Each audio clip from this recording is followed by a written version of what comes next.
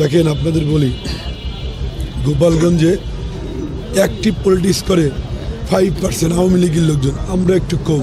এই 90% সাধারণ ভোটার, এই সাধারণ ভোটাররা এবার ভোট দিবে গোপালগঞ্জের কথা চিন্তা করে, গোপালগঞ্জের ভাগ্যের কথা চিন্তা করে, গোপালগঞ্জের এবার গোপালগঞ্জের সাধারণ মানুষ ভাবছে যে আগামীতে কি কারা ক্ষমতায় আসবে। জানেন বিএনপি ক্ষমতা আসবে, তার মূলধারার প্রার্থী বিএনপির প্রার্থী আমি, তারেক রহমানের প্রার্থী আমি, ধানের শীষের প্রার্থী আমি। আমাকে যদি তারা এমপি নির্বাচিত করবে সাধারণ মানুষ, এই জন্য যারা স্বতন্ত্র আছে, তারা আমাদের বিএনপির বহিষ্কৃত নেতা, তাদের কয়েকদিন আগে জানেন সারা জীবনে আজীবন বহিষ্কার করেছে। আর একজন নেতা আওয়ামী লীগের ছিল, তাকেও বহিষ্কার করেছে।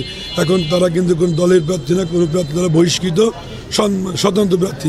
এবার গোপালগঞ্জের সাধারণ মানুষ ধানের শীষে ভোট দিতে চায়।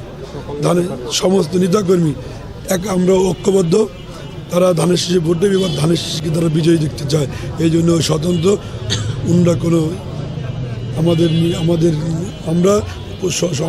যে কোনো প্রার্থীকে শক্ত মনে করি, আমরা নিরলসভাবে কাজ করেছি, কিন্তু তারা স্বতন্ত্র হয়ে আমাদের কোনো ব্যাঘাত ঘটাতে পারবে না।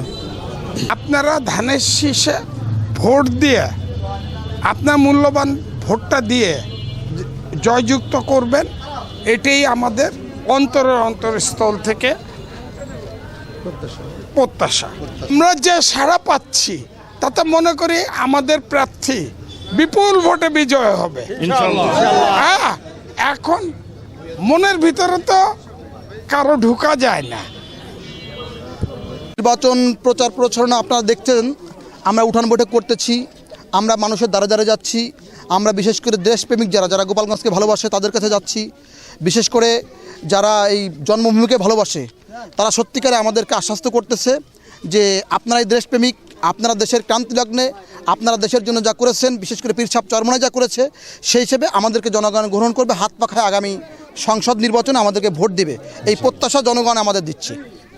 জনগণের চাহিদা অনুযায়ী প্রতিশ্রুতি দিচ্ছি। জনগণের চাহিদা কোনটা? জনগণের চাহিদা হলো জনগণ ভালো থাকবে কিভাবে, এই ভালো রাখার জন্য যা যা কিছু প্রয়োজন আমি সেটা করবো। সেটা এক নম্বর হলো, দেখেন বর্তমান আমার গোপালগঞ্জবাসী মিথ্যা মামলায় বিভিন্নভাবে জর্জরিত।